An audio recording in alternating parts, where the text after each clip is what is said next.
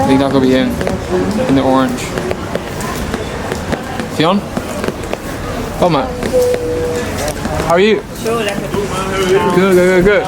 Nice to meet you. Like properly meet you, bro. You too, man. How are you, man? You too. Alright, this is the spot if that's alright with you. I just chose outside because I thought inside it might be a bit loud. That's all good, man. Yeah. Whatever. Do you want to sit down and I'll get you a drink? Yes. What would you like? Do you think they have chai? Oh yeah, I'm gonna get a chai latte. Yeah, Yeah, just with like oat milk. Oat milk. If Do that's you want cinnamon on top? If they have it. Yeah. If they don't have oat milk, is there any other? Any oat milk is fine. Yeah. Yeah, fair. Alright, Sam, I'll be honest. Can you mind my bag as well? Lovely. Thank you.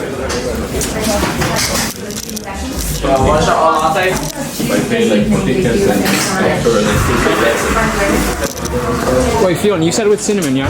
If they have it, yeah. Yeah, okay.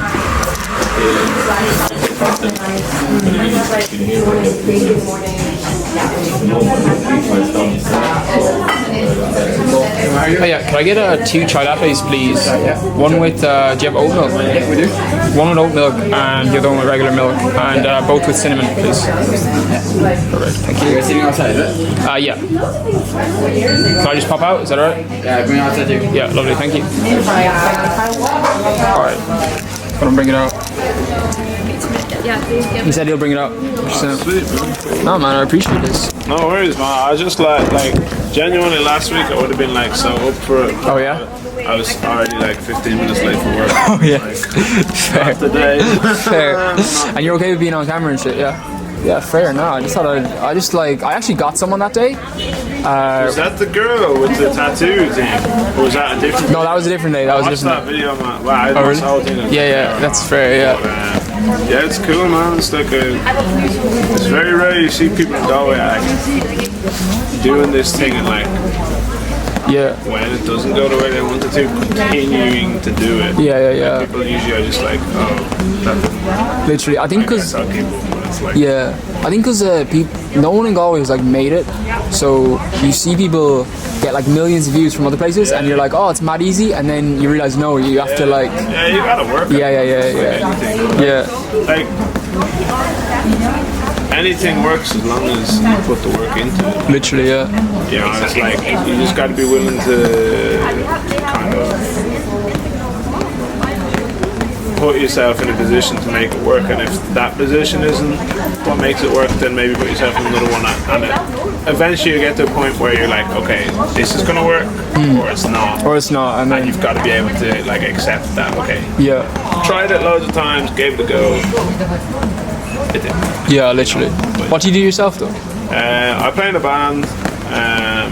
What's the band's name? Housemates. Housemates. Oh shit, is it with your housemates? No. Oh what? No, none of it. Is that not the the concept's good? No.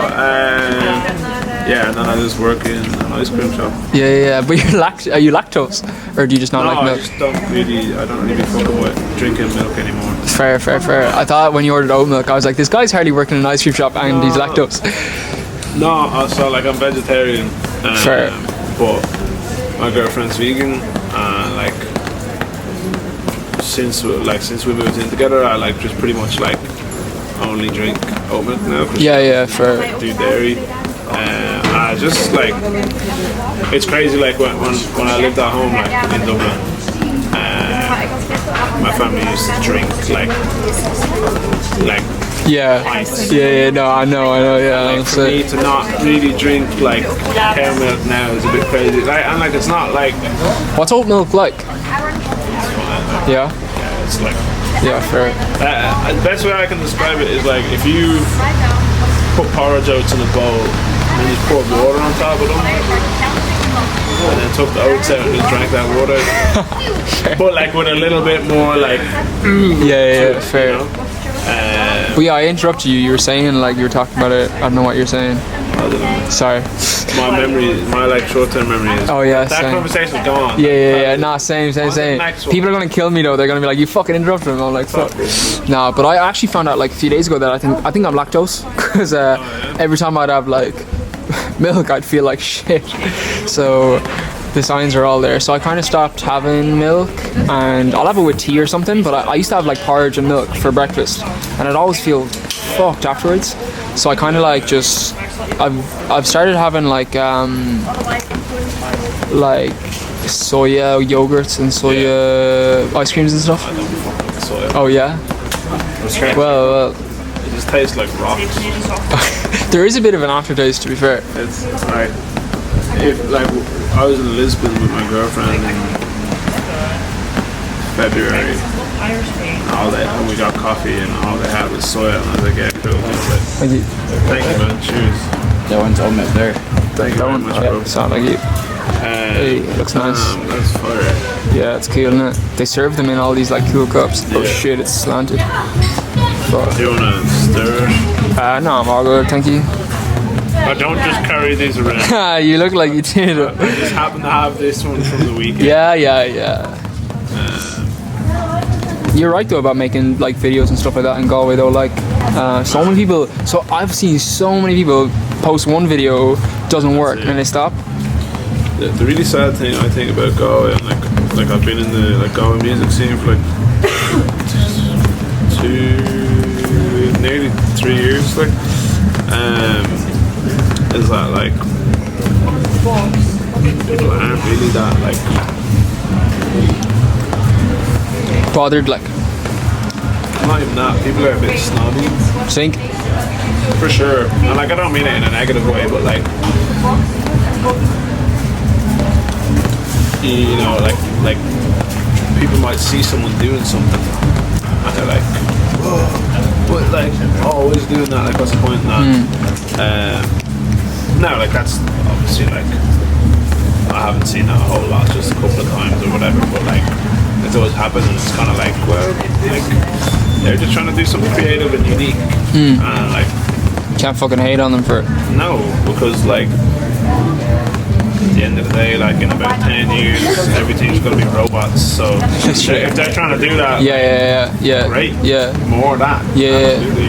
I came across this girl who I would say like I've been kind of like making videos in and around Galway for a few years, but I've struggled with consistency just because I put so much pressure on myself to edit them and kind of be great when I didn't have the greatness in me in a way. And now these videos I'm trying to make them less edited. But long story short, I was kind of like people in my school would be like, oh, that guy makes YouTube videos. Anyways, a girl, like, I'm not gonna beta who she is, but she was in my school, not in my year, but she gave me the most horrible like interaction with like a fan, but I can't really call her a fan because like her siblings know me, her parents know me, but she treated me like, oh, you're this YouTuber guy, and completely like people would like I would be waiting at a bar and people would like take the piss out of me as a barmaid, as the barman, like I'm just gonna sit there and take it. And I remember I found out a few days ago that she actually makes YouTube videos as well, and I'm like, that's literally what happens, do you know? This is the thing, man. It's like take like Fontaine's DC. Okay, like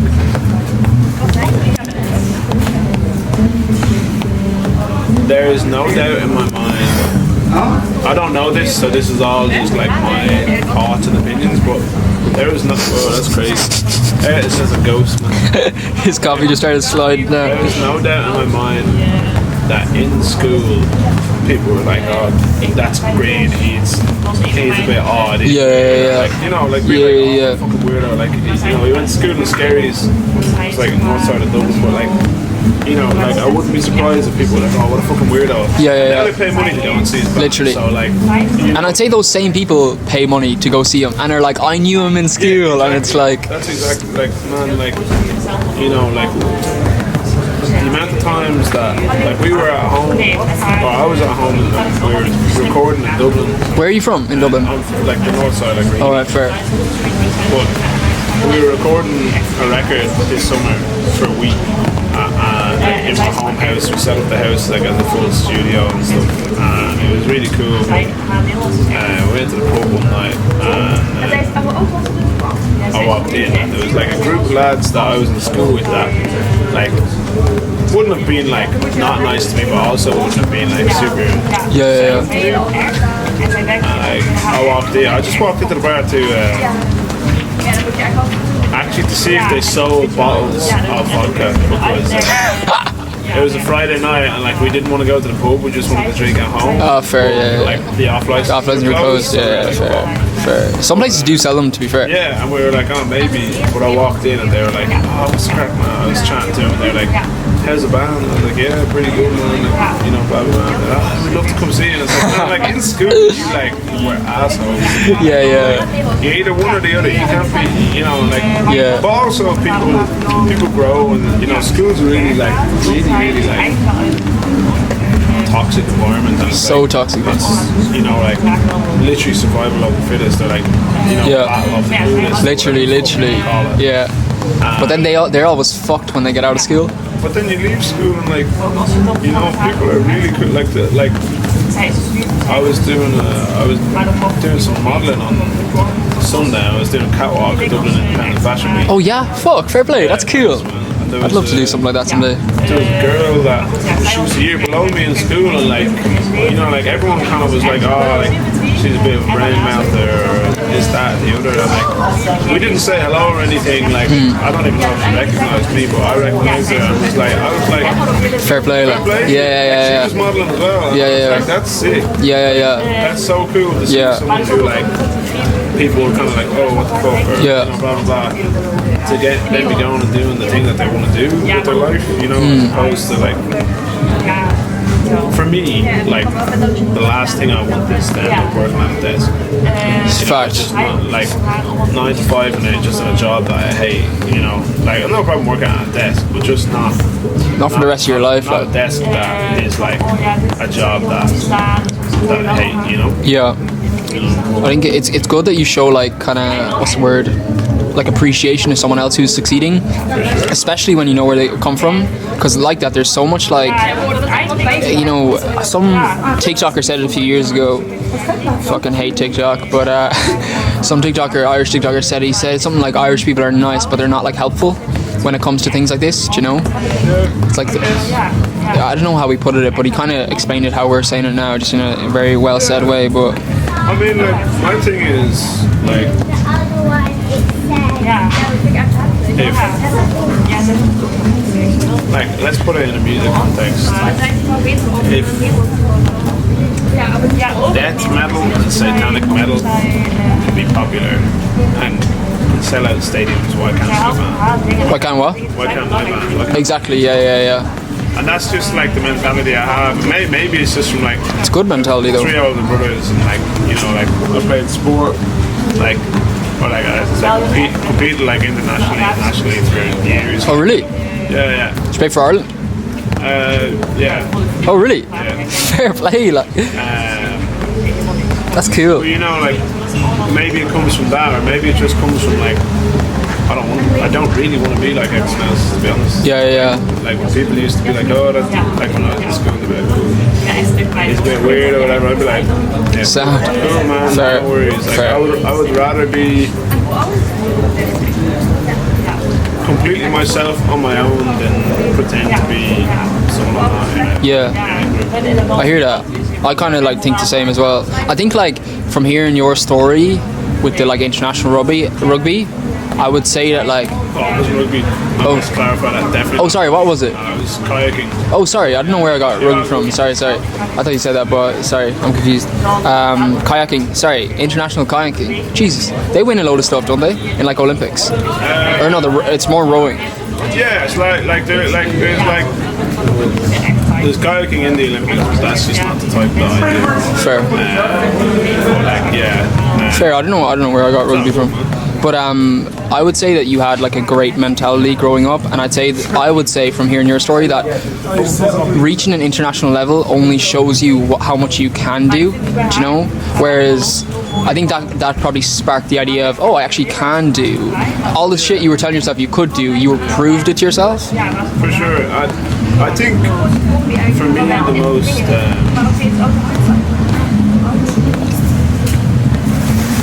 useful thing someone ever said to me was at the World Championships in 2000 or 2022. I had spent like like literally a year getting ready for this. Was like in really good shape. Really excited for it. Like went out for a month, spent a month out there. Like really got like, you know, trained to perfection pretty much, and I was ready to go. Competition rolls around and just like, I don't know what happened. Just really? Couldn't get it together. Yeah. Shit. And got knocked out in the prelims. And 2 days later, I was kind of like on the side of the river, like, you know, supporting the rest of the team and supporting like my friends and whatever. And a guy in the English team who's like, definitely in his 30s, maybe 40s, but he's been doing it for years. He kind of sees me like bummed out, and he kind of comes up to me. He's like, "What's going on?" And I was like, just like disappointed with my result. And like, there's not, you don't win any money, you just win a medal. Yeah. You know, like Just passion. You know, which is like, it's not in it for the money, but just like to give context. Yeah. That's good though, because he turned around to me and he goes, "So if you'd have won, what would you have done when you got home?" And I was kind of like, going back to work, going back to college, you know, I guess done those things. And he was like, "And what would you do now?" And I was like, "Go back to work and go back to college." And he kind of just looked at me with this like face, like I just walked. He was literally just like this. yeah. I just walked away. Wait, can you do that again? Yeah. There you go. He literally just walked away, and that was it. Fair. Didn't say anything else, and then like I was like, oh, That's great. like just because you did something doesn't mean it's the be all and end all. Yeah. You know, and that really opened my eyes like that. Like that's when I came back and I was like, maybe I need to focus on my college work. Maybe I need to focus on like making music. Because like making Fuck, thank music you. is what I really want to do. You know. Yeah. And that's when it all started properly. That's cool. That was it, yeah. It's nice that he like didn't really say anything but said so much. You know, like he didn't need to tell you, he just showed you, and once you understood it, it's like, oh fuck, the whole world kind of came together. There is a light flashing over there. I thought I was having like a seizure or something. By the way, like I'm really enjoying this chat, but I want you to know, like, you can go whenever you want, because I know you said you had a band rehearsal, but I think you're really... No, I'm good for a bit. I have 2 cats at home, and my girlfriend, they usually get to like run around the house in the morning, but she had to run really, really quick this morning, so they didn't get to do that. So they're like, I'm just worried that Worried about the cats. they're upset. That's fair. But they're probably okay. What's your cat's names? Ziggy and Java. Ziggy and Java. That's cool. Yeah, Ziggy. Ziggy's named after Ziggy Stardust, Spiders from Mars. It's probably album. Oh yeah. I don't really know that. And Java's is where me and my girlfriend had our first date. You had your first day. Yeah, because I was gonna say, is it like Java down there? That's cool that you named it after where you had your first date. Yeah, and it was like crazy because like the week before we got the cats, and this reel on Instagram kept coming up for both of us, and it was like, I think it was like something like normalizing naming your kids after the first place of or something. Oh shit! Like that. Yeah. That's cool. Okay. That's kind of cool. That's cool.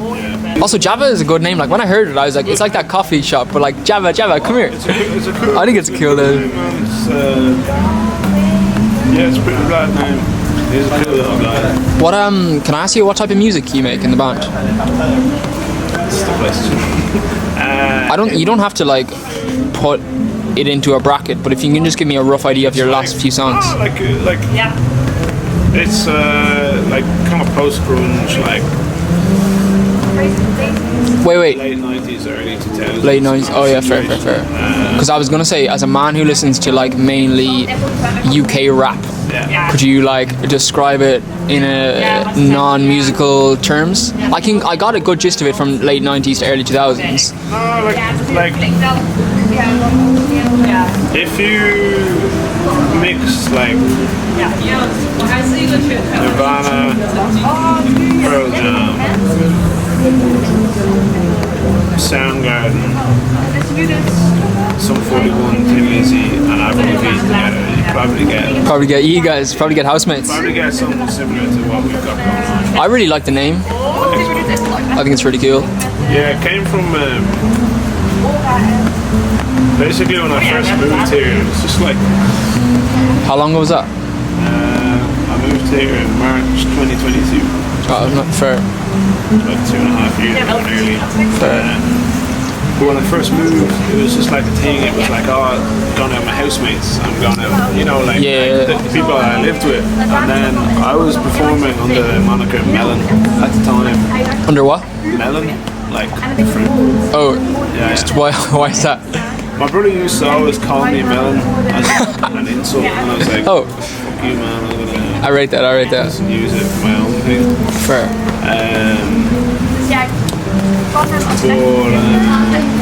Yeah, and then it was like I was performing under Melon, and then we put a band together, and it was Melon and the Housemates. Okay. Because I was like, oh, the Housemates thing kind of ringing. It was going to be Melon in the Garden for a while, and then I was like, nah, it's so bad. But I wanted to like Prince and the Revolution thing, or like Joan Jett and the Heartbreakers, like, or Tom Petty and the Heartbreakers, or like Joan Jett and the Black Hearts. I wanted like Yeah. that kind of separation. Fair. And then over the last year, it just became a lot more of a collaborative project, Fair. as opposed to me kind of writing the song. Oh, okay, fair. Like, oh, just play this. Like, Fair. became like really like, you know, a collaborative thing. And Fair. it was Yeah, because that's what it sounded like when you were saying like Melon and the housemates. I was like, oh, does that mean that it's Melon and then the housemates are just helping out? Yeah. So it would make more sense that now that you guys are more collaborative, that it is just the housemates. That's literally it. It's not like one identity. That's it, exactly. It was about this time last year we kind of made that decision where we didn't actually put it into effect until January. So Fair. so we played our last gig as Melon and the Housemates on New Year's Eve 2024, which Fair. is pretty cool. And then That we is cool, started yeah. the year as Housemates. And do you gig in pubs in town? Yeah, like mainly in the Roisin. Roisin. Kind of being up and down the country a bit, like Fair. Dublin, Galway, Limerick, Cork. That's it. Is it hard to get like a start in pubs in other counties? Like in Galway, I assume it's not. I assume it's just word of mouth and things like that. Is it? Or I could be wrong. Kind of depends. Like if you're a pub band or like a covers band, like it seems pretty easy. Not easy, but like it seems like straightforward enough to kind of get a gig in a pub like the Keys Yeah. or somewhere like that. You know, you kind of just. It was like Oh, do you have any free nights? Oh really? Play.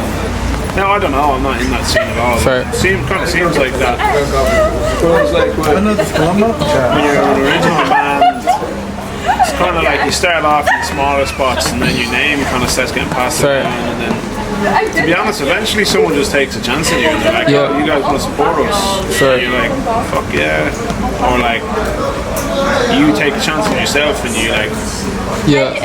you email the Roisin and you're like, Yeah. hey, like, I got a gig on, and they're like, no, but I can give you this gig instead. Yeah. You know, like, and then it just goes from there. Like, you know, like, it was only 3 weeks ago last year we played our first Roisin gig.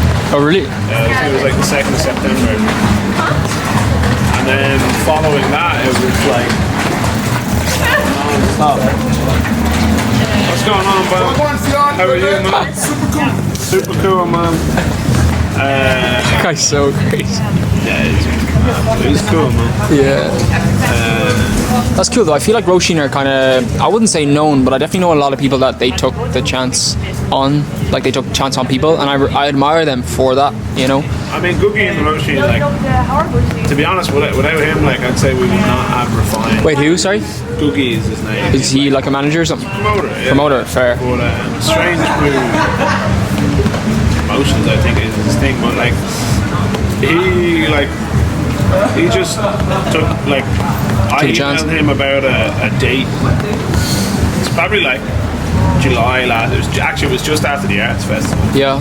Because I was getting no responses, and I was like, no, Fair. this dude's definitely on holidays. Yeah, after the Arts Festival. fair, He's fair. like definitely chilling out. 100%, you know.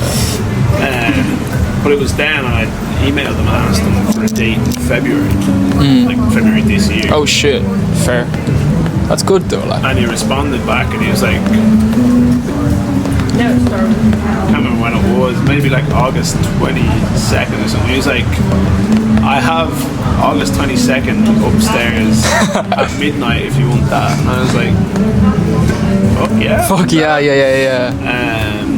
So we, But I feel like they do that to see how much do you want it, like, do you know? I don't know if it was that or if he just like was like, February's so far in advance. I'm not like, Probably, yeah. Probably a mixture of both, like. without him saying yes to us asking, you know, all the time, like, and he's genuinely like such a cool dude. He just like, you always try and make a gig work for someone if you can. That's cool. You know, like we asked for a different date in February after that, and he said no, but I've got the next day if you want that. You know, like Fair. he's Yeah. you know, kind of very accommodating. And That's stuff. cool. Because I think he knows himself that like these bands have like such a minimal outlet. Like there's not a great outlet in Galway. Like the Oris used to be great, but Yeah, why is that changed or something? I feel like the Roisin has kind of become what the Oris was, maybe. for sure. But I'm not too in that scene, so that's just me taking like a rough estimate. So Oris basically just like used to have like, you know, like local bands on this that and the other, and now I don't really know. So obviously they closed for a year for renovations or whatever. Yeah, have they opened up since though? But they reopened, but I haven't heard of any bands getting gigs in there. Shit. And it's like we'd love to be the first one, but also like we're at a point now where we can play a bigger venue than the Oris, and Yeah. we can probably kind of get people to that. Oh really? Yeah. Where, just to give me like a rough estimate of who I'm talking to. Not that it like matters, but Yeah. for this conversation, like what would be the, like would you be doing well around pubs, or like, do you know, like where are you at as a band? Like we've got like a little bit of a following, like nothing crazy, like you know, Yeah. but we've got a consistent kind of That's good. set of like a consistent group of people like coming to shows and stuff like that. That's good. You know, like when was the last time we played in the Roisin? The last time we played in the Roisin, it was like we played upstairs and it was like pretty wedged. The time before that, we played downstairs and it was like packed. Oh yeah. And that was for a gig for Gaza back in May. Oh shit. Oh, I rate that. It was like wall to fucking wall. That's good though. Which was pretty fucking cool. And then like before that we opened for Fan Club in April, and that was fucking packed out. And then we played our own headline there in February, midnight headline, and like that was packed out. So you know, like it was like Yeah. we were like consistent kind of That's good. fan base coming to shows and stuff. And like there is people listening to the music when we put the music out. They are, aren't? They are, yeah. Like, but like That world feels so like tough and toxic. The like streaming world, you know? yeah, I mean, personally, I think the monthly listeners, that should be hidden. Yeah. Like, as a consumer, you could never see how many people had bought a CD or a record. Yeah. Why can you see it now? Yeah, fact. Or, you know, or like you would hear about it on the news, but you're like, oh, whatever. Yeah. So why can you now, why does that now play a part on, oh, I'll listen to them because they must be good, they've Yeah. 15k monthly listeners. It's just such a load of shite, like, you know? So personally, I think like a person listening to streaming music shouldn't be able to see that. But then again, it all comes down to how much people really want to look for music. Because if people really want to look for music, like there's people out there who will still go and find music. They might not go to a CD shop or whatever, but they might go on SoundCloud and be like, fucking, you know, like I have like 6 different music apps on my phone, so I can. Oh, really? Yeah, so I can find like, you know, like something new, and like I try not to, like everyone falls into it, you know, you just just hit what's in your recent searches and you put it on shuffle, and then you put like. I try not to do that, and I try to really like put on new music every time I listen to it. That's good. I've found some like really cool bands from like doing stuff like that. That's cool. What's your opinion on? I heard Ed Sheeran say this thing on his like come up, right? And it was basically just the idea that he didn't go to like. Well, he was obviously busking on streets, and okay, sometimes he went to pubs and stuff like that. But he started doing a gig. He knew that if he went to pubs and did like your average, he started going to like poetry or something. Yeah, he'd go to like comedy shows and shit like that. Have you ever thought about? I took that concept a bit, and I like really admired his way of thinking. And I'm wondering if you guys have ever considered just going to somewhere random and just making it work. Yes and no. So like the thing always with bands is, like I've been in a couple of different bands, like people who are going to see a band, they want to feel like they're the coolest person in the room.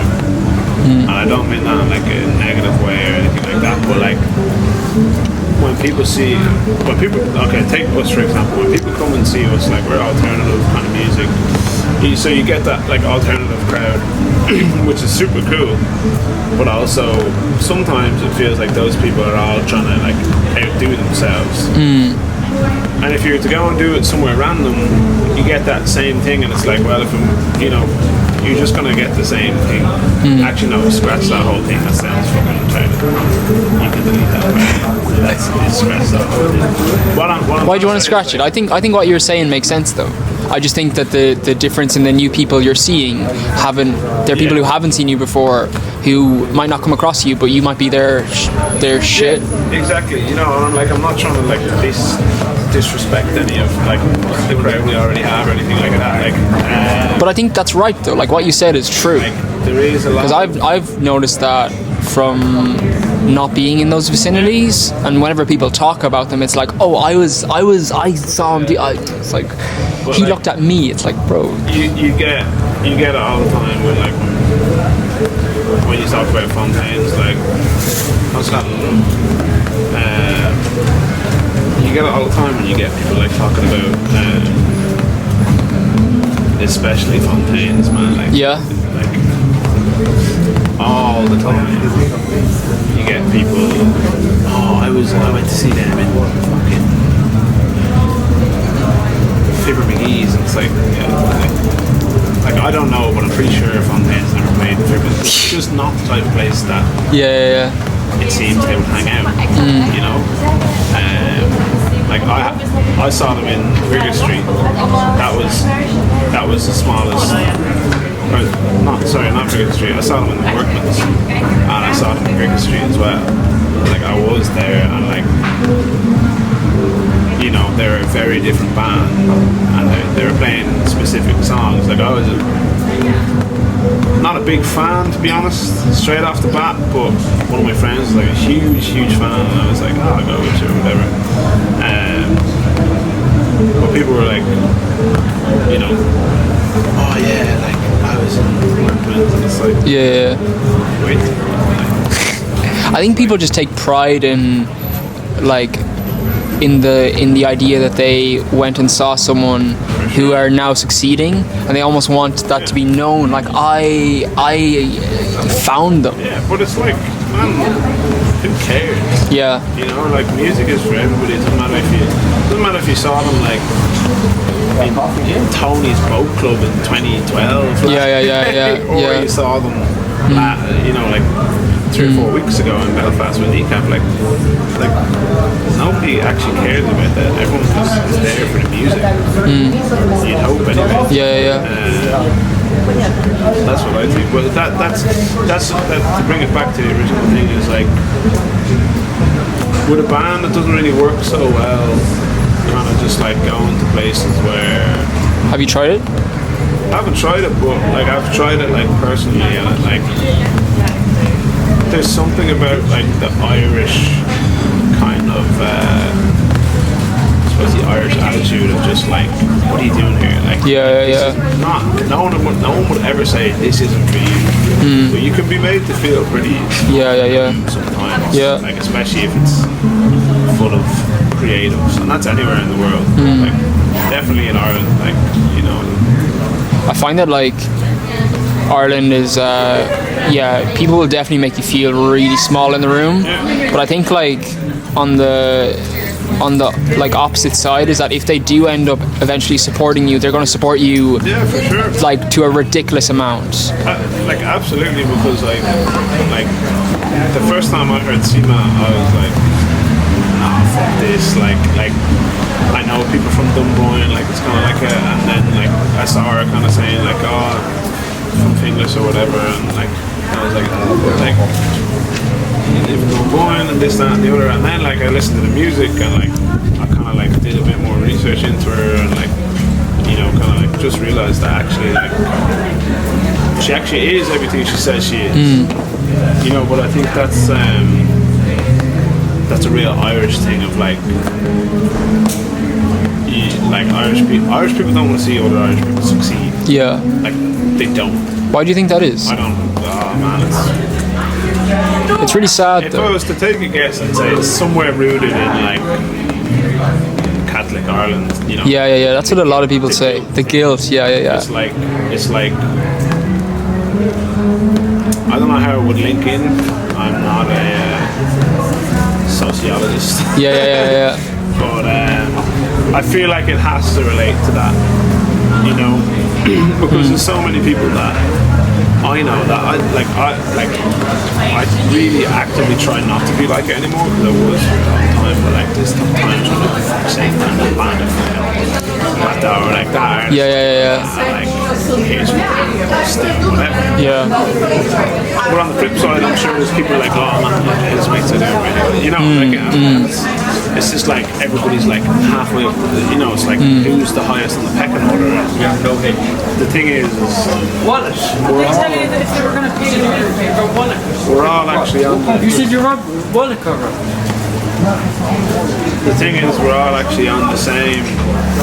It's the same road, like. Everyone's on the same road. Yeah. Doesn't matter. Like you look at the motorway as the best example, and it's like you see someone blaze by doing like 220. Yeah. Like that's great, man. I'm gonna continue going 120. Yeah. No problem. We're all gonna get there. Or there's someone going like 80 beside you, and you're like, Yeah. sweet man. And it's taken me a long time to figure that bit out. But I think it takes everyone a while. I think like at the beginning, I definitely found myself in moments where someone would like succeed or someone's video would do better, and at the beginning I'd be like, fuck, like, oh fuck, but then I come to learn that like very quickly I came to understand that like it's not my time, and usually like when they do succeed in their own right, it's because they've just put more work in or they've just done something that I didn't think of, and it's always a case of like they do deserve it, even if it's not like, if someone, let's say someone takes 3 months to make a video and they succeed loads, okay, they may not have put that much work into YouTube, but they could have done videography for 5 years before that, and it's just like they do deserve it. And as long as you go with that mindset of just like appreciating everyone else's successes, then I feel like people will start to appreciate yours, but not even doing it for that, just doing it to like be a good person, I think we all just need to sometimes we all just need to take a step back and be like, what actually matters here? Yeah, literally. Is it that this person is doing better than me, or is it that there's another person doing something creative, doing something unique that I can't do and somebody else isn't doing it, so fair play to them. Yeah. But I think sometimes we, like, especially as Irish people, we have this like, we zoom in on things instead of looking at the big picture. I know I do it still. I used to do it a lot more. I still sometimes do it, and you're just like,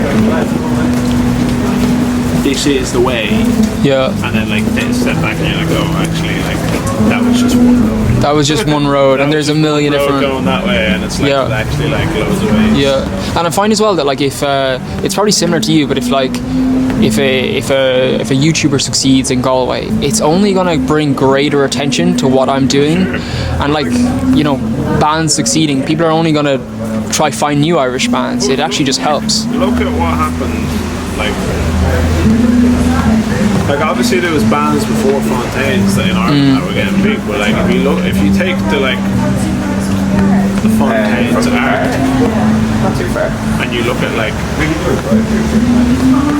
Fontaines are massive now. Like Just Mustard, I saw them open for, I want to say Pale Waves or The Chats, I can't remember who, but I saw them open for them in 2018 or 2019, right? And they just supported Fontaines on their tour last year. And they've been going for years, and it's like, that's a perfect example of like,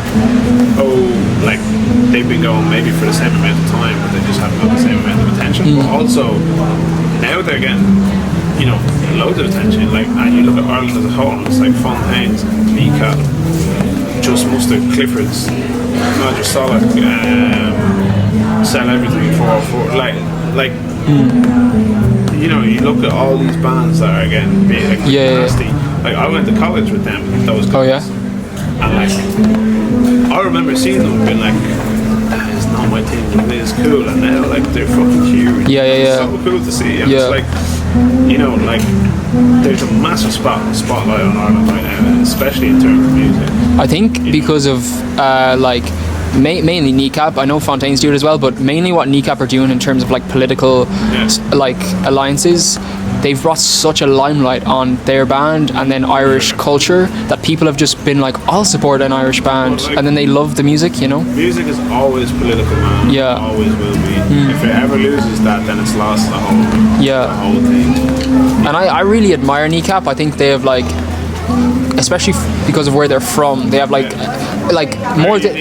more than me as a Galway person. I don't have that same. We've experienced a similar. No, they've experienced, that British rule so much more than I have.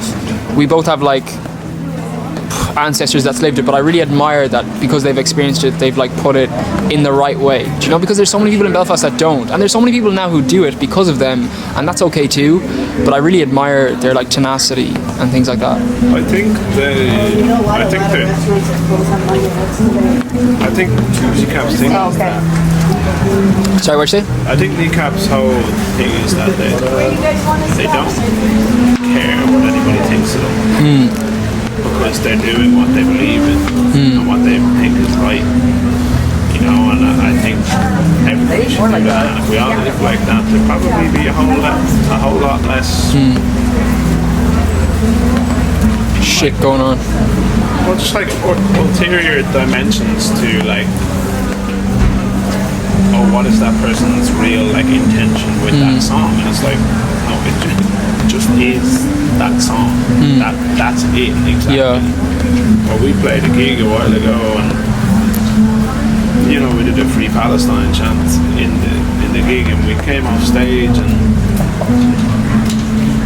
I just caught it as I was walking out of the room, and the fellow was like, people need to leave politics out of music, and it's like, music is always political. Yeah. Always. Regardless, if you listen to Bob Marley, political music. Yeah. Always or it's all about having Africa and Jamaica free, or it's always Rage Against the Machine. Well, that's a whole different story. They're always political. Our music, a lot of it is political. Fontaines, Kneecap, the Cranberries. Yeah. This goes on and literally. on. There is no artist in the world that is writing music that's not political. Robert Johnson, one of the first blues players in the world, writing songs about being a slave.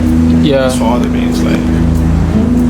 And I don't understand how somebody who can turn around and say, they should leave the politics out of music. doesn't make any sense to me. It's like, I think when people say that, it's because of their own fear of the success that can come from political, like reason, like putting politics into music. Yeah. It can be really successful.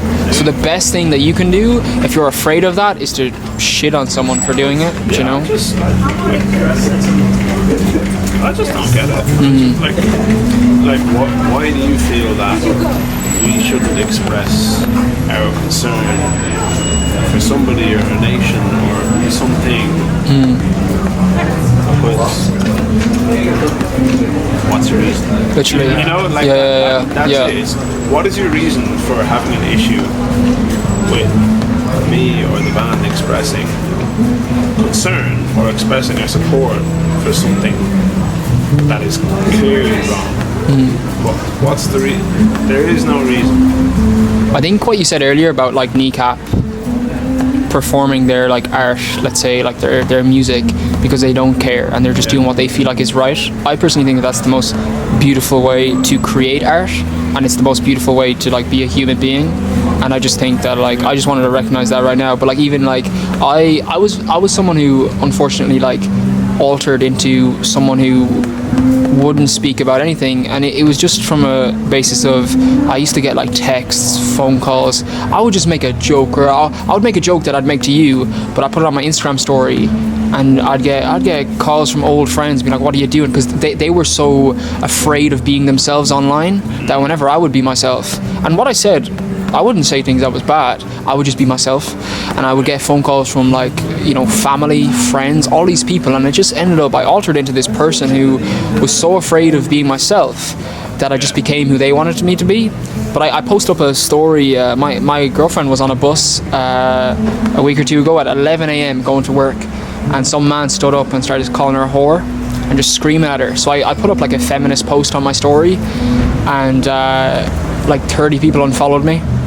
And I think in the past I used to be afraid of like how people would react, and then I realized that like I want people to follow me, and probably same as you, I want people to follow me who like fuck with the good shit in life, not like I don't want the people who won't follow me, I don't want you following me anyways, do you know? But I used to be so afraid of that. But I admire Kneecap for pushing through that fear that I'm trying to currently get over, you know?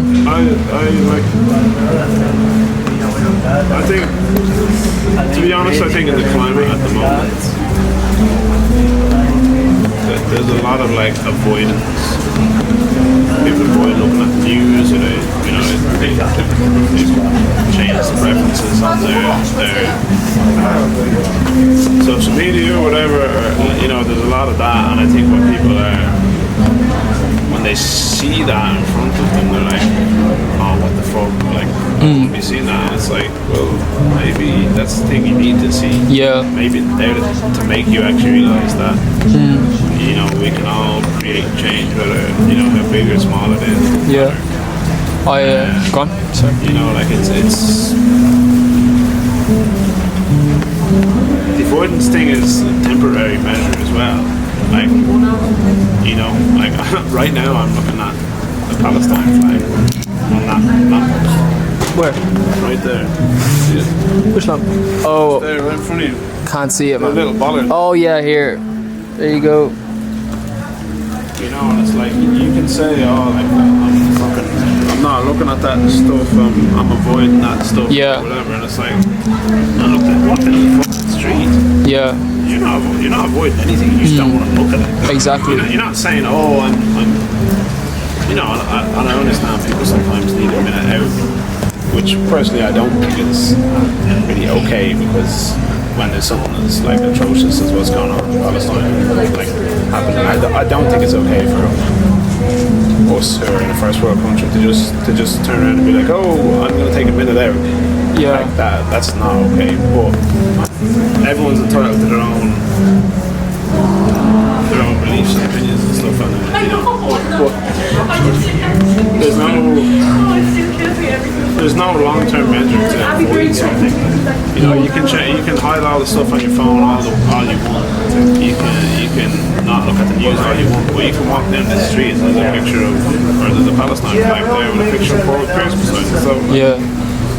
you know, like you can say you're avoiding it, but you really, it's not avoidance usually. You're just afraid to admit that you don't want to see it. Yeah. You know, and I think that's a major issue, and I think that's like what kneecap aren't doing. Yeah. I think that's what like everybody who has a platform in any way should be doing, is pushing for not to make people uncomfortable, but to make people aware of things that are happening, whether it's here in Palestine, the UK, like Congo, Nigeria, you know, like Sudan, like anywhere. It's not, you know, and I think that's ultimately what art is for, is to Express obviously that. self-expression, but also express what the real issues are in the world. You know, I used to have crazy issues in school with teachers. You know, I'll never forget this one. It's like I left school. I'm 25 now, so I left school like I'm 24. 6 years ago. Yeah, I left school 6 years ago. 7? No. Yeah, 6 I guess. I'll never forget. I got a note from a teacher. You remember you get a note in your journal or whatever? Like, Yeah. blah, blah, blah. And I signed it myself. I was 18 at the time. I was 18 going 19. And I brought it back into the teacher, and the teacher was like, "You get that signed by your parents?" And I was like, "No, I signed it." And he was like, "You can't do that." And I was like, "Why can't I do that? In the eyes of the law, I am now a legal adult. I love that from you. How am I not a legal adult in the school?" And it caused like serious issue that whole day. Like I was like brought into the principal's office and everything, and they like threatened to call my parents in. I was like, but like threatening to call my parents in isn't going to solve the issue, because I'll just be like, "You can't do that. I'm an adult." Yeah. So Fair. we need to figure this out. And you know, like these are things that there's other people in my year who are the same age who are like happy to just get notes signed by their parents at age 18, and it's, Yeah. you can legally just be like, no, Fair. you know, like, Yeah. like if in the eyes of the law, I could be charged as an adult, I'm treated as an adult, like, well, you know, like, oh, Yeah. you are an adult, you're your own guardian Yeah. at that point. So why can't I sign my fucking note saying, Yeah. if someone's using this phone in class or whatever it was, you know, some Yeah. inconsequential thing like that.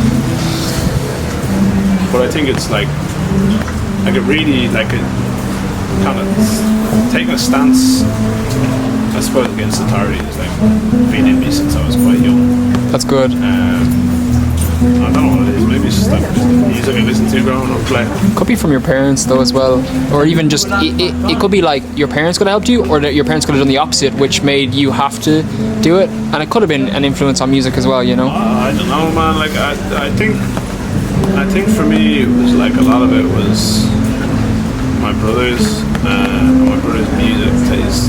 I got like my parents have like crazy musical influences, like really great stuff, but my oldest brother was like huge into Prodigy, like really big Prodigy fan, and then I got into them, and then my older brother was this big blues fan, like Tony Gallagher, Stevie Ray Vaughan, Leonard Skinner, and then my older brother, well, like all at the same time, kind of, they got crazy into like NWA, and then at that point, I was kind of old enough to be listening to that kind of stuff. And, Yeah. so I was listening to NWA at like, I was like 12, 13, 14. Yeah, that music like that would definitely help for like like, you know, don't sure, fucking, man, like, you know. It was like at that time that like Skepta came out with like That's Not Me and like Shutdown, and like, you know, you listen to Shutdown and like it seems like the song is about like just having a crack or whatever, and it's kind of like anti-authority.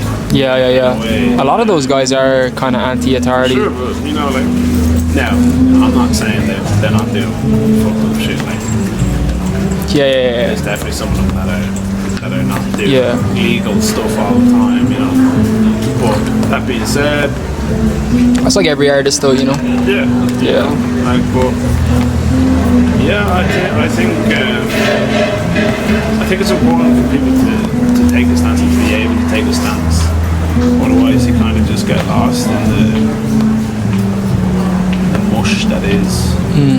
You actually like alter yourself into less of a human because you're just Almost, yeah. you've taken away your opinions for the sake of like safety. For sure. But then who is a human without an opinion? Do you know? That's it, man. But like then you see like this lad. Have you seen the government ID thing in the UK? It came out this week. No.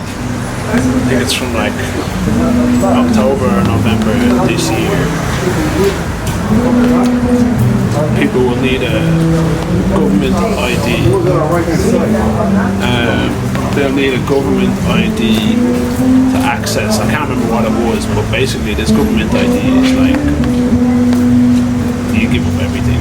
Oh really? And there's a dude, I can't remember who it was, he did a video on it, and he's like, if you choose to do this, it's the last thing you ever choose to do. He's like, Yeah. and it's, you know, it's really fucking terrifying.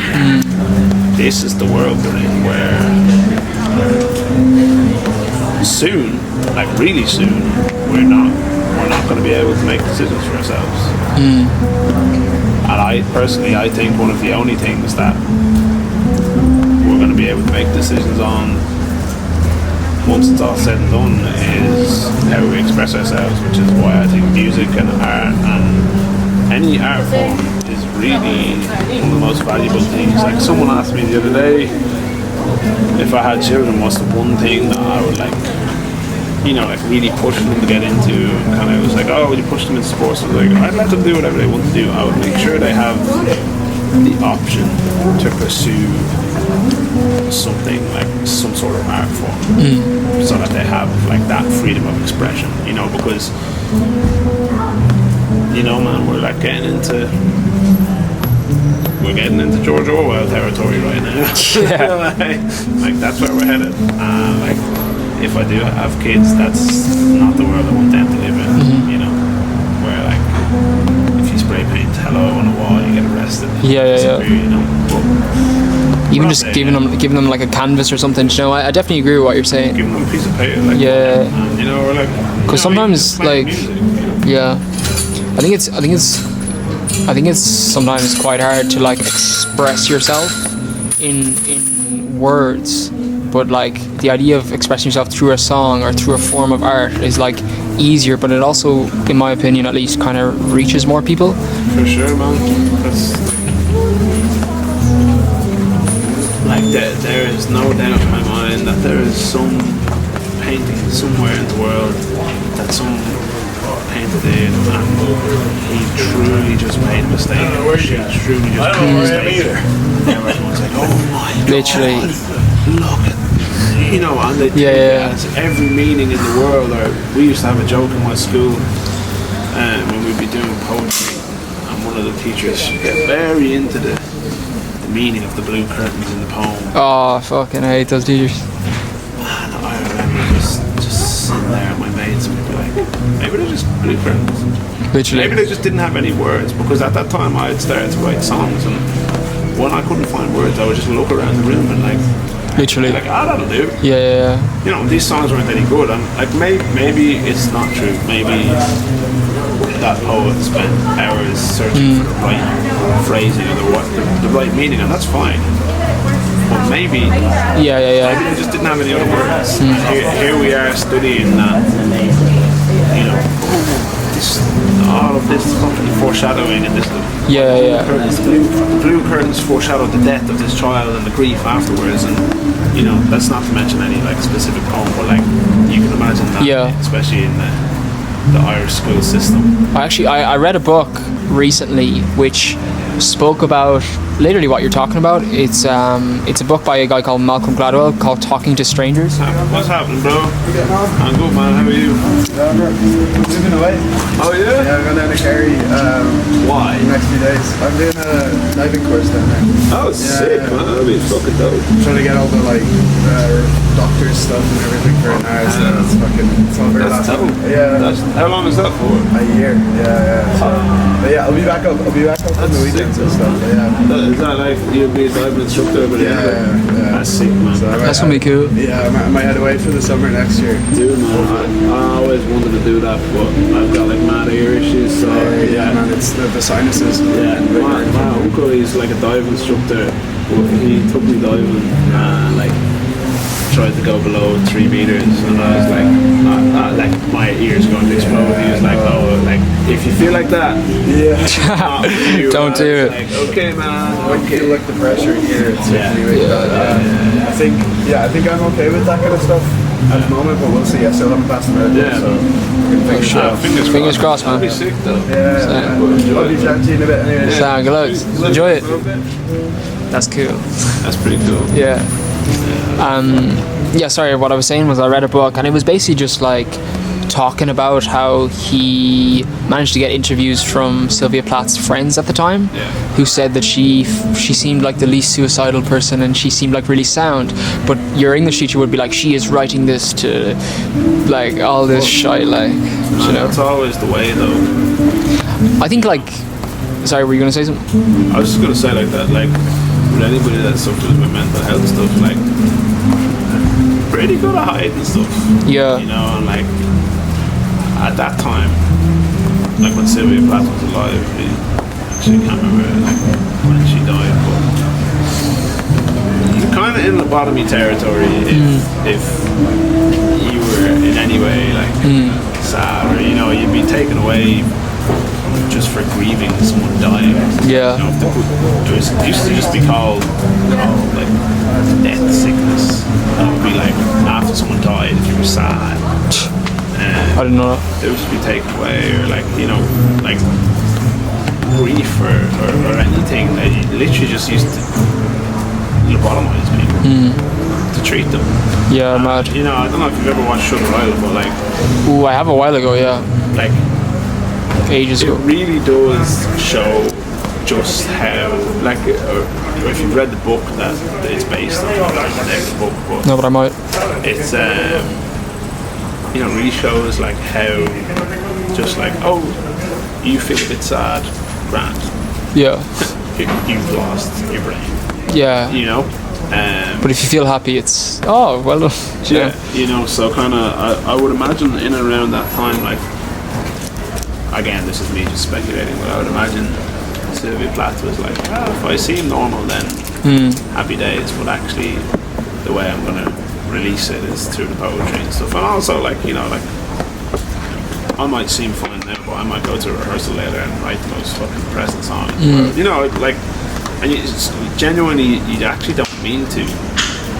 Like, I was really happy one day, like, really having a good day a while ago, and I wrote this really sad song, Yeah. and I was like, damn man, what the fuck is going on there? Yeah. But, you know, like, it just happens, and then sometimes you're feeling really sad and you make this like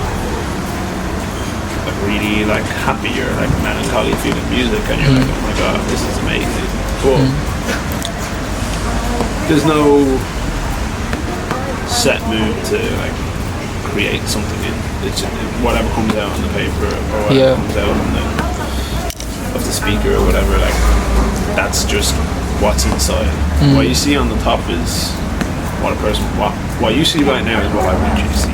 Yeah. What you see when I write a song tonight is what I'm actually feeling. You know, and that's the way, like, that's the way creativity works. Is it's not what's on the surface, it's what's hidden away inside. Yeah. Your phone dropped, by the way. Oh, is that what that was? Yeah. I think you said something earlier, which was kind of beautiful, is the idea that like mistakes in art can be, you know, you could pick you could not have a word, you could pick it out, or you could forget a word, and then I could be over here going, oh my god, that means so much to me. Like, that hits different. And I think the best form of art is when you don't tell me what it's written about, so that I can make my own idea of what I feel like it's written about to me. Man, like, and I think, especially just to add to that before you respond, is that with AI, mistakes in art is what differentiates us from the people who don't make a mistake because AI is helping them. definitely. But there's countless infamous examples of it, like Guns N' Roses, Sweet Child of Mine. Everyone knows that song. This is like, Guns N' Roses is my favourite band, so like, I know this because I've watched tons and tons of interviews. The part at the end, after the guitar solo, where do we go now? It feels real like, it's kind of a chant, it's like, where do we go now, where do we go now? And it's like, I remember as a kid being like, singing it and whatever, and then as I got older, I was like, where am I going? And I'm sure people have felt the same. But actually, they just didn't have any words. And when they were writing the song, they were like, literally Axl Rose was like, where do we go now? And they were like, that'll do. And they put that into the song. That's gas. And it's like, I'm sure hundreds and thousands of people have been like, oh my god, Yeah. what am I doing with my life? But actually they were just like, yeah man, I don't care. Throw that in there, that'll do. It's almost like the most perfect human error of not having the words and then just going, oh, let me chuck this in there, is so humanly that it just works. Do you know? But that's the terrifying thing with like the AI stuff, is that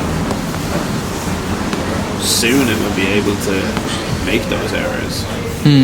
It's not always going to be this perfect shiny thing. It's going to be this thing that becomes as humans as human. And the actual the design, the like concept designer for the original technology that allowed AI to exist was saw it on. You look at it on the internet. Like 2 or 3 weeks ago, he was like, "We need to stop. It's dangerous. Oh, really? These are going to get. It's going to get smarter than us. And that's fucking terrible." Yeah. And the thing that really scares me is Massive Attack. Like 2 weeks ago, playing a concert, and they used AI to scan every face in the crowd, live on stage, scan every face in the crowd and display their information on the screen behind them. What? And if Massive Attack can do that, what the fuck can the government do? Who's Massive Attack? I don't know that. They're a group, like. Oh, really? Yeah. Jesus Christ, that's So, terrifying. like, if they can do that, and like, now, it's been said for years that the man in Massive Attack is Banksy. Oh, really? Yeah. Oh, shit. Yeah. Like, I might look into that later. It's been said for years. But like, if Massive Attack can do that, what the fuck can the government do? Yeah. With AI, like, so. Sorry, mine is. Thank you. Thank you. So like that's the scary thing when you talk about AI. It's not that. It's not that they'll take over creating art. I don't think it will. Like, I think there'll always be people who want to do something that's not being done before, and that's that's what art is. But I think it can compete. Like it can definitely compete with art, but as long as people, like, there can be artists who use AI, cool, and there will be artists who don't, and they'll push for more like mistakes and human errors and shit like that. And I feel like people will be able to tell the difference. But you're right, like the bigger problem is what can happen with it. Yeah. But Yeah. that's not for me to decide. It's Yeah. 50 years down the line. Do you? Go on. No, go on. No, I was going to change the topic so you can finish what you're saying. I think like there's all this stuff around AI now and blah blah blah. It's like 50 years down the line we'll be back to fucking sending carrier pigeons. Literally, yeah. Because no one wants their information destroyed. No one wants their freedom of expression like taken away. So but keep having this vision, man. You do. Yeah. Go on, tell us. Not a vision, but just like I keep having this thing that, like, I don't know if you've seen the Hunger Games or read the Hunger Games, but like that's where we're heading. Is that like one almighty fucking overlord, and then Fight for the fittest, like. yeah, like I saw Mr. Beast. I didn't watch it. I saw it on Twitter. He paid someone to go into a burning building, but he's a stuntman, so it's all okay. But he paid someone to like fight. The money was in the building, and it was like, could he take out 500k from a burning building? that's so stupid. And I'm just like, okay, you have people in place, but at what point is that just like a bit fucked? Insane. Like, And it's on YouTube, like it's also just like anything could go wrong there. Like my father was a firefighter for 33 years. Oh, really? My brother's are both firefighters now, and it's like literally anything can go wrong at any point. And it's just like that's the way it is. So Literally. it's like when you see people like doing stuff like that, you're like, wow, what's wrong with you? You know, but also like, do you really need that engagement? yeah, Like, you know, that dude's already a fucking like billionaire. Like, why don't you put your money into something good instead of being like, you wanna fucking see if you can get this out of this burning building, man? Yeah, I mean, to be fair, he does have like a philanthropy channel, and he does. does he? Yeah, he does. Oh, okay. A lot of the money that he gets from his videos, he puts into. He actually does a lot of good with his money. Does he? Yeah. I don't know anything. Yeah. And even like his chocolate bar is one of the first chocolates in the world that's made like ethically. It's not. He's trying to prove to all the other chocolates in the industry that you don't need children to enslave. So he does do good with his money. But sometimes he does a few toxic videos to get that money. So I don't really know how I feel about it. Oh, well, he's doing some good shit. What do you watch YouTube? The most I would watch on YouTube is old skateboarding mixtapes, Oh yeah. concerts, and interviews, man. Or Fair. how to do something. Fair. I'm a fiend for watching YouTube videos on how to do stuff. Really? I like never do. Like how to mix a song or how to mix drums Fair. or I don't know how to fucking make the perfect carbonara or whatever. Fair. You know, No, I respect that. you can learn a lot off the internet. I just don't like. I would sooner do that than ask ChatGPT or like any of Fair. those like that. Then because like, you know, I've done that all through like school and college, and it's worked pretty well for me. But this ChatGPT thing, I think, to be honest, I think I got lucky and I like just missed the Yeah. ChatGPT Fair. in college, and like, you know, like, Oh man, it's gonna fuck up so many people. Do you know? you know, but like, you know, I know a guy that like he just uses it for everything. Like, you know, the other day he was like, how do I get from here to here? And I was like, I'm fucking looking up on Google Maps. Yeah. And he's like, oh yeah, I'm just gonna put up ChatGPT, and I'm like, just put it in on Google Maps. Like, it's Yeah. not hard. Yeah. But I use ChatGPT only for like. I kind of struggle with Google because I'm dyslexic. So the idea of Googling something and then you have to find it. Yeah. So I use it. Like if you look at its data logs on me, it'll be like this user does not like to be told what to do. It just likes to understand it, and then it makes its own decisions. So I'm just like, give me the information because I'm not bothered looking for it, and then or like not give me the information, but like, you know. give me a synopsis. Yeah, give me something, and I want to make my own mistakes. I'll come up with my own ideology, and I find it easier than Google. Sometimes I'll look at something on Google, it'll take me like an hour. But yeah, I was going to ask you, do you have a dream? Do I have a dream? Yeah. Not really. No? I'm living my dream. Like, I get to make music, I get to play music to people. Like, have a really healthy relationship. That's good. 2 cats. Java and oh fuck, And Ziggy, man. Ziggy. Let's go. Yo. You know, like,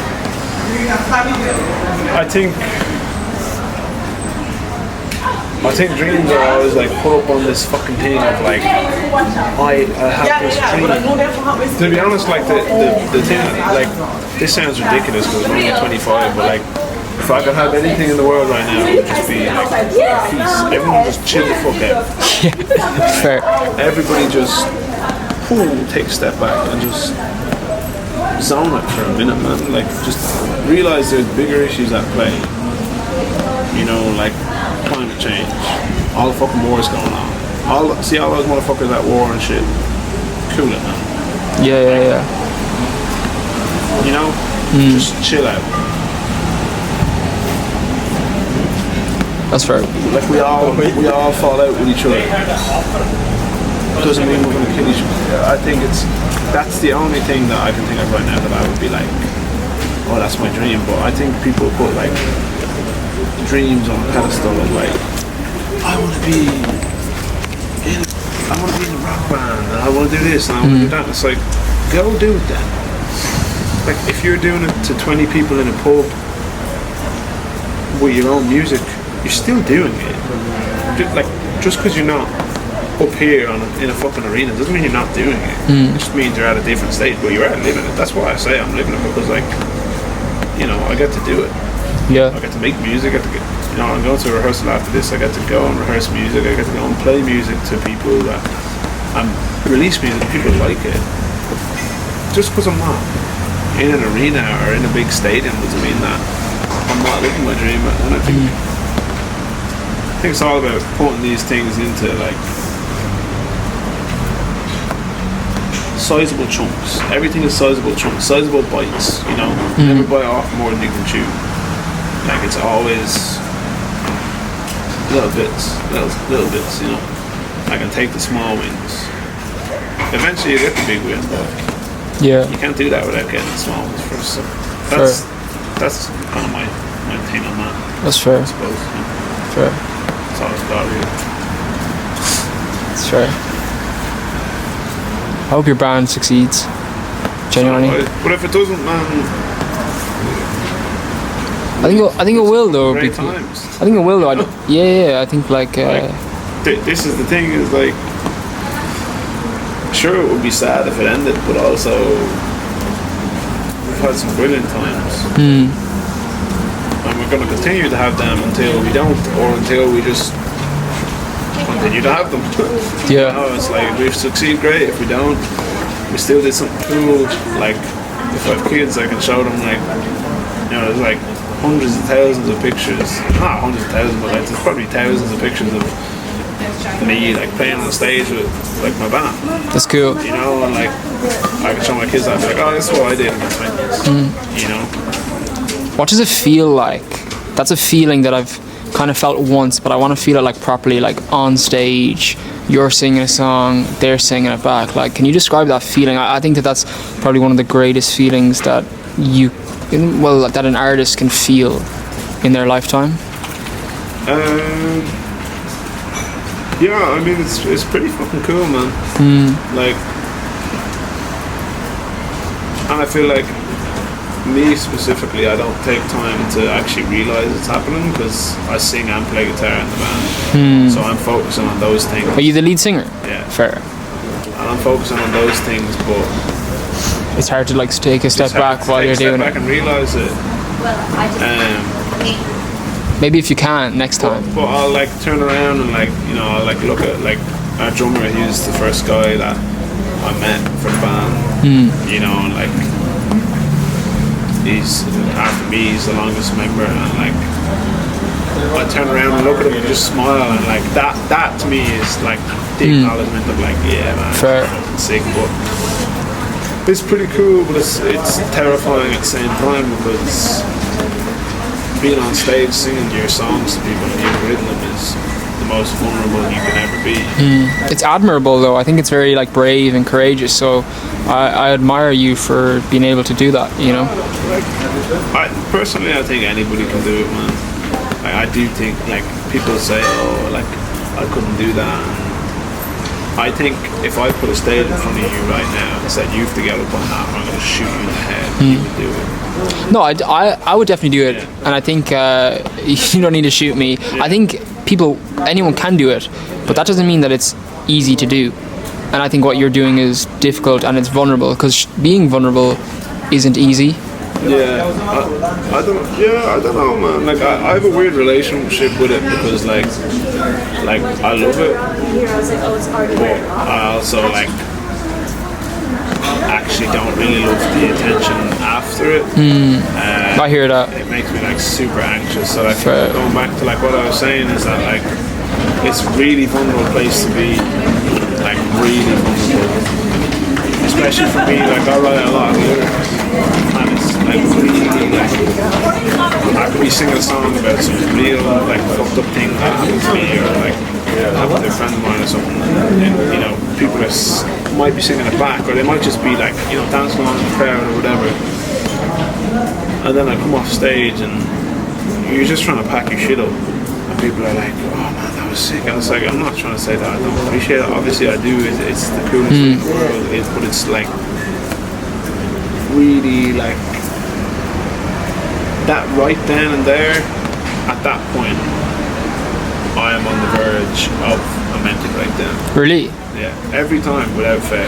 Jeez. And like anybody in the band will tell you, like I kind of just disappear after for like maybe about 40 minutes or an hour if I can, and just like completely like decompress, you know.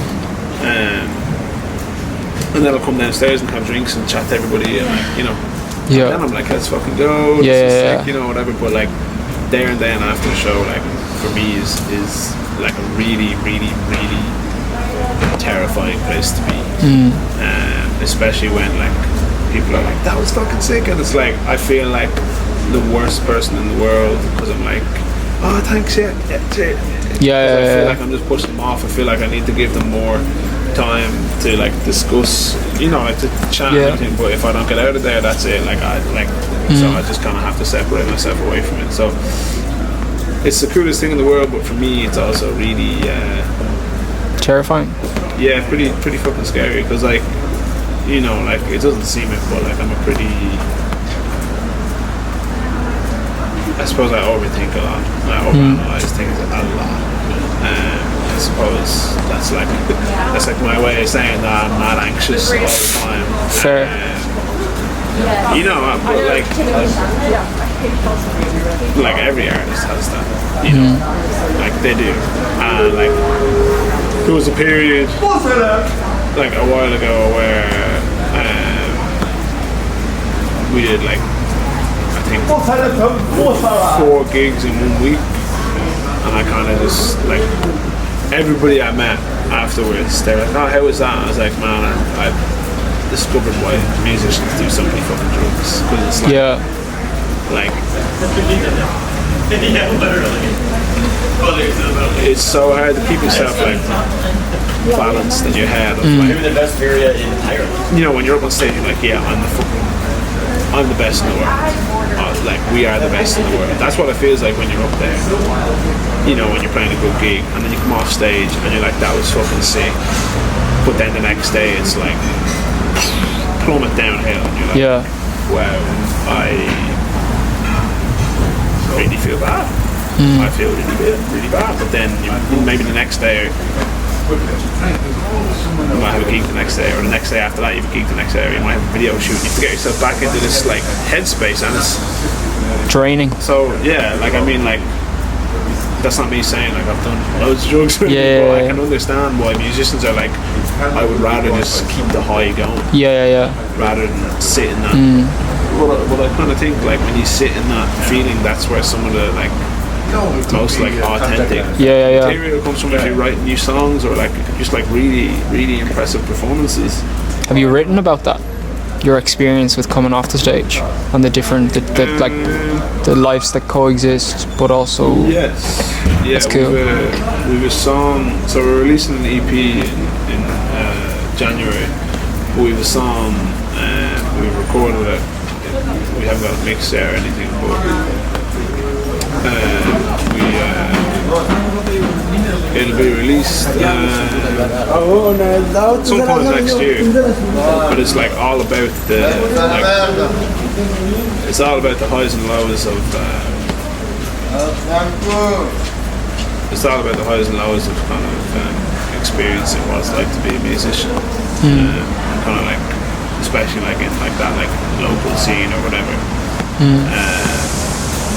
That's cool. It's a really cool tune. I really like it. And there's like, I would definitely check it out, especially from what you've just said. Song. Like I don't know when it'll be out. Fair. We don't know as a band when it'll be out. Fair. But it's like, and it's even got this part in it where it's like this. It's going to be a phone call with like someone pretending to be like a label, being like, basically being like, we don't want you, you know. Oh shit. And it's like, it's really like, probably like, I think as a band,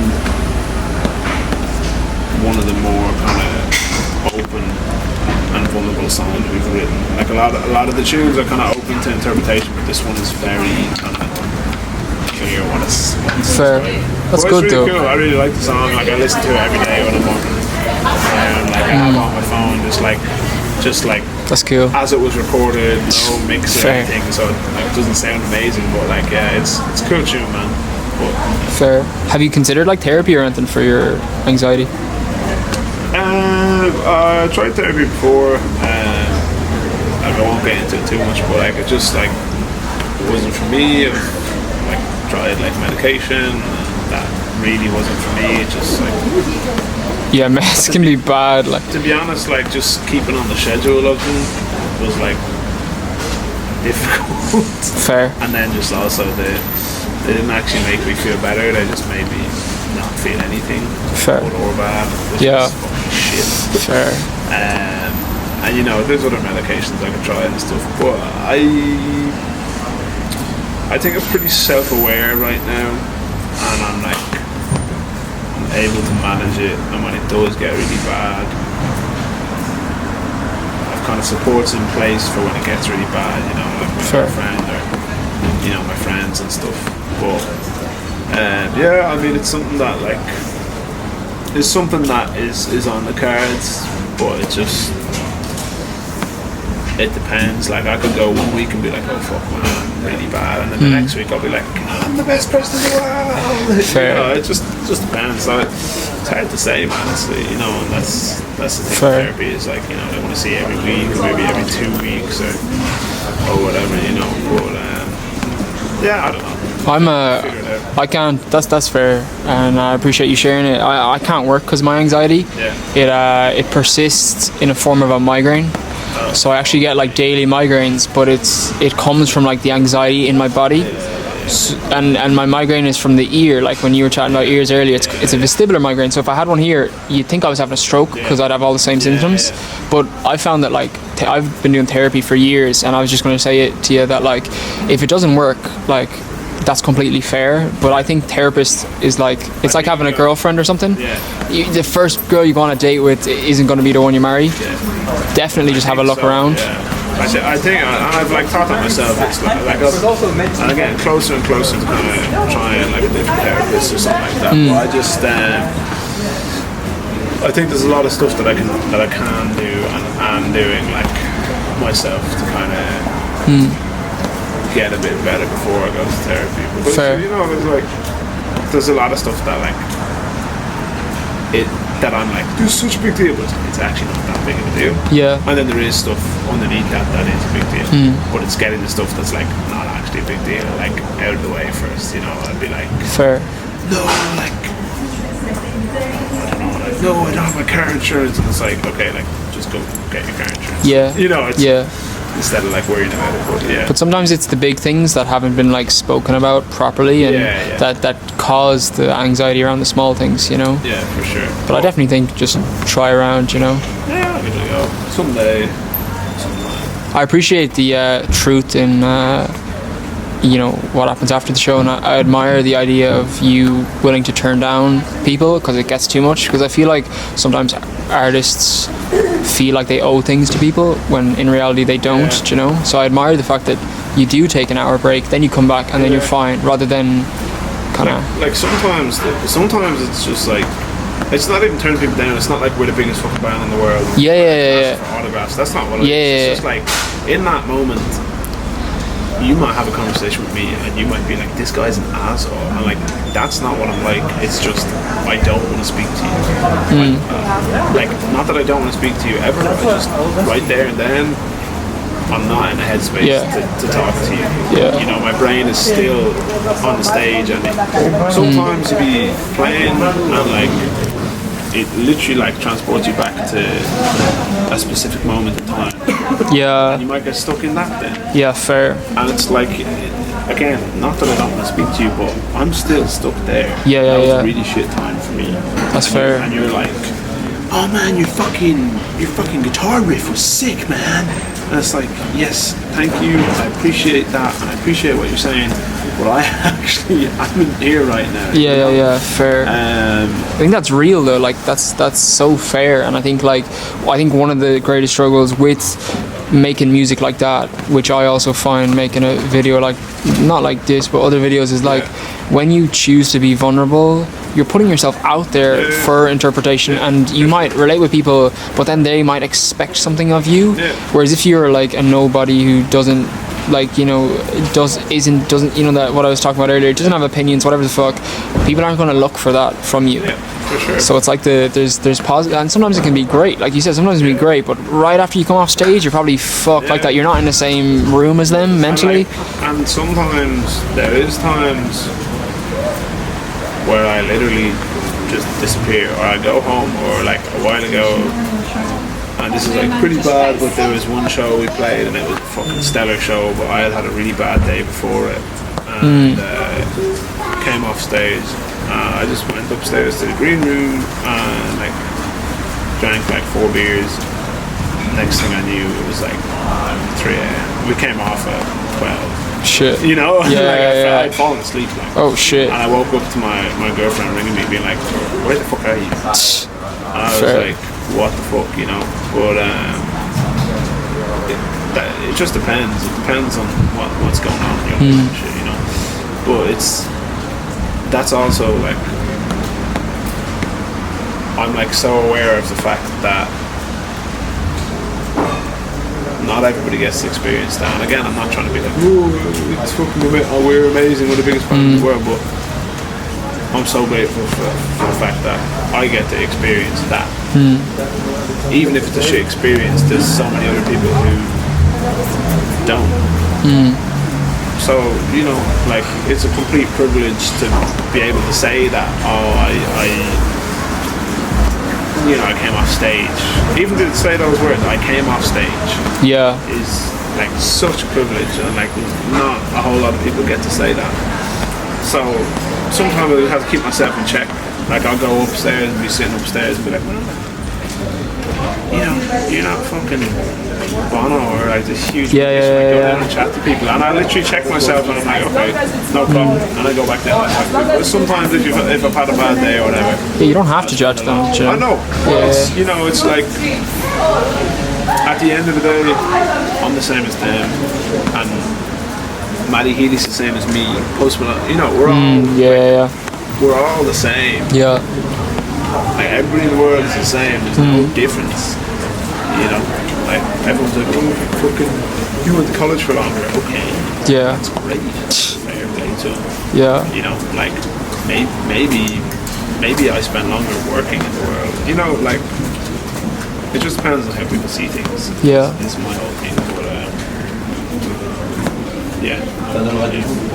No, I appreciate it. I hope I'm not keeping you for your rehearsal. No, I was gonna say I might run now. Because, that's fair, man. What time is it now? How long have we been chatting for? Like a good what? Like an hour. A bit, man. Jesus. Well, it was great chatting to you. My bass player. Huh? I have a text from my bass player. That's okay, man. No, I had a great chat with you. No, that was good, man. Yeah. Like I love chatting about like this kind of stuff where it's like just like person to person, and like you you don't know me at all. No. I literally have no like. And I don't know you at all, and it's like just sit down and have a chat about literally like things in the world, and like you might. But like I don't think a lot of people get that nowadays. So it's exactly. Nice, yeah, I really appreciate you meeting me, because like that, people might watch this and be like, oh, they probably know each other. It's like no, like I literally met you on the street. For anybody watching this, I do not know this guy at all. You met me on the street like 4 days ago, was it, or something? Yeah. I was on the way to work and I was late for work. So then I said, I'll get you the next day, and I got his Instagram. That was it. Literally. But hello. What's going on? Great. You and a Yes. What the hell, man? I'm only joking, man. That's not your girlfriend, is it? No. Just the way the way she walked off, and you just looked like, what? Why aren't you coming over? It's funny, but that's my house. Fair. But no, I really appreciate chatting to you. I think it went really well. Yeah. I think this is exactly what I expected. Just a good chat, and I really appreciate it. I think it's hard to find people that are willing to express what they feel about things without some previous context. And it's like, I like to think that the way I think my views on things, and like, man, to be honest, just to wrap it all up and to say the last bit on everything I've said there is that, like, I just think everybody should be able to do what they want. Period. Not like I don't even think I should have to say without judgment, without oppression, without any, like, everybody should just be able to do whatever they want. Period. Fact. And like everybody should have the privilege to feel happy, healthy, have a home, whatever that home, like that's my whole thing, is that, like, I don't know how to cap it off other than that, like, but No, I think you've done, like, I've great. said some mad stuff in there, like, I've said a few bits that, like, may come across wrong, but, like, at the I don't think so. At the end of it all, like, that's all I actually really care about, and that's, like, Fair. is that, like, everybody gets to do the things that they want to, and they get to feel things that they want to, and meet the people that they want to. Like, the list goes on, but everyone just gets what they want. I mean, like, I plan on, thank you so much, and I plan on uploading this video, like, completely raw. If there's anything you want to take out of it, just text me. Yeah, for sure, man. But I really appreciate how vulnerable and, like, courageous it was to even just come on this chat, but then how vulnerable you were, I really appreciate that. I think it'll go a long way. Nah, man, I'm like an open book. That's great. Like, I think honesty is the best policy, and, like, with everybody I meet, like, there's some stuff that I didn't talk about in this because, like, I didn't really want to talk about it in here, like, but I didn't even need to say that, I just didn't talk about it. Talk about it. But, like, people would be like, yeah, man, like, he's pretty open about whatever and everything, and, so, like, but I think more of that. Yeah, literally more of that. But I think this could help people to see, like, I met you a few days ago, I had no idea who you are, and we just had a really good chat. And that might encourage other people to just, I hope so, man. I hope so. I hope, like, I know, like, maybe this will blow up, maybe it won't, maybe it'll get a couple of years, whatever, like, but I hope that it reaches that person in the back of the room that's like, I wish I could chat more about, the person who's like, the person who's like afraid to chat just goes, oh, well, they don't know each other, they're chatting like that, so hopefully. Like when it comes back to my music, like, that's what music is for, is those people in the back of the room that are, like, trying to figure out what they're trying to say. Like, that's why I make music, is because That's cool. There's somebody in the back of the room being, like, screaming on the inside, Yeah. and they've no voice. Like, They just want to be heard, like. as a musician, you're the vessel for their voice. Like, I went to see Pierce the Veil there, like, last week. I don't really like him that much, but my girlfriend does. Like, there's a lot of people, like, sitting in the back of the room who you could see that, seeing them in person, seeing that band in person meant the fucking world. Like, that's what music is for. That's what art is for. That's Beautiful. There you go. Yeah, there you go. All right, lovely chatting to you. I'll end it here. There you go, guys. No worries. Right, so Fionn just went there. I literally told him the only reason why I was kind of ending it was two reasons. Number one, I was dying for a piss, and number two, I was conscious that he said he had to go to rehearsals at a certain time, and he had to feed the cats, so I just didn't want him to feel like he was like pressured to stay. So yeah, I ended. That was a great chat. I'll chat to you guys later about my opinions on it or whatever, because I need to go piss. Alright, so I never actually ended up making that, like, after video opinion on the video or whatever the fuck, because, like, it's not funny, but, like, it is a bit funny, but when I was in the toilet, or, like, when I was in the toilet, I got a text from my landlord asking that he wanted to call me, and it felt mad fishy, and then by the time I went back downstairs after the toilet, that's when I got a phone call about an illegal eviction. So I guess you guys can understand now why this video hasn't come out for so long, and neither has the last video.